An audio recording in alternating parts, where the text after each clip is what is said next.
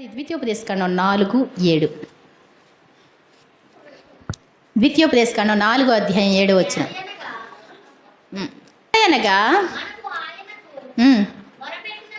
మనము ఆయనకు మొరపెట్టునప్పుడెల్లా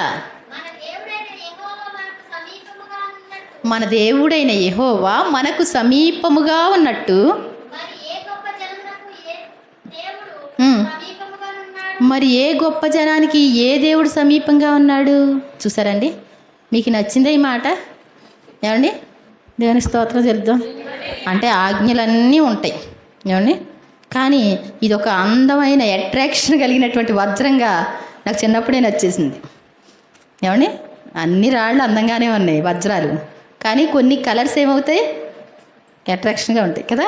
ఇది ఎలా ఉంది? మన ఏలయనగా మనము మొరపెట్టున్నప్పుడల్లా మన దేవుడు మనకు సమీపంగా ఉన్నట్టు ఏ జనమునకు ఏ దేవుడు సమీపంగా ఉన్నాడు? ఎవరికి ఎవరున్నారండి? ఎవరు లేరండి. తూర్పు దిక్కు నుండి పడమటి దిక్కు వరకు దేవుడను నేనే మరి ఏ దేవుడు కూడా లేడంటాడు. మనం మొరపెట్టున్నప్పుడల్లా అమ్మా బాగాలేదా ముసుకేసుకొని చిన్ని ప్రార్థన చేసేస్తాం. అడ్రస్ ఏమైనా రాసామండి ఇప్పుడు? ఎంత ఈజీయో, అన్నిటికంటే ఈజీ ఏంటి? ఒక ఉత్తరం రాయాలంటే పెన్ ఎక్కడ ఉందో చూసుకోవాలి, పేపర్ ఎక్కడో చూడాలి, చిన్న లిస్ట్ పెట్టాలంటే ఏం చేయాలి, అన్నీ వెతుక్కోవాలి. కానీ ఏంటంట, మనం మొరపెట్టినప్పుడల్లా చిటుక్కుమని వచ్చి ఇలా మోకరించి ప్రార్థన చేస్తే ఏం చేస్తాడు దేవుడు? మనకు సమీపంగా వస్తాడంట. నిజమైన దేవుడు ఆయన. ఏమండి, ఎలాంటి దేవుడు?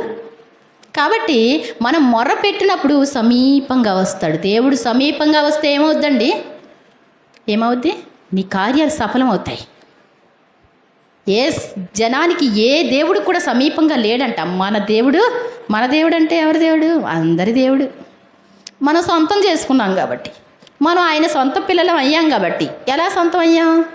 ఏమండి, తను ఎందరు అంగీకరించారో వారందరికీ కూడా దేవుని పిల్లలు అవడానికి అధికారం ఇచ్చాడు. కాబట్టి మనకి సొంత తండ్రి అయ్యాడు. మన దేవుడు అంటాం. ఏమండి, అంతేనా? మీ తండ్రేనా యేసు ప్రభు? నాకు తండ్రా, మీకు తండ్రా? మీకు నాకు సమానమేనా? నాకు ఎక్కువ. మరి నాకు ఎక్కువ అని మీరు అనుకోండి, అంతేనా? ఆయన ఎవరెక్కువ ప్రేమిస్తే వాళ్ళకి తండ్రి. ఏమండి, మంచి దేవుడు కదా. మంచి దేవుడిని కలిగి ఉన్నాం మనం. వెండి బంగారాలు మనల్ని విమోచించలేవండి. వెండి బంగారాలు వంటి క్షయ వస్తువుల చేత మీరు విడిపింపబడలేదంటే అమూల్యమైనటువంటి యేసు రక్తం చేత మనం విడిపించబడ్డాం. దేవుని స్తోత్రం చెప్దాం.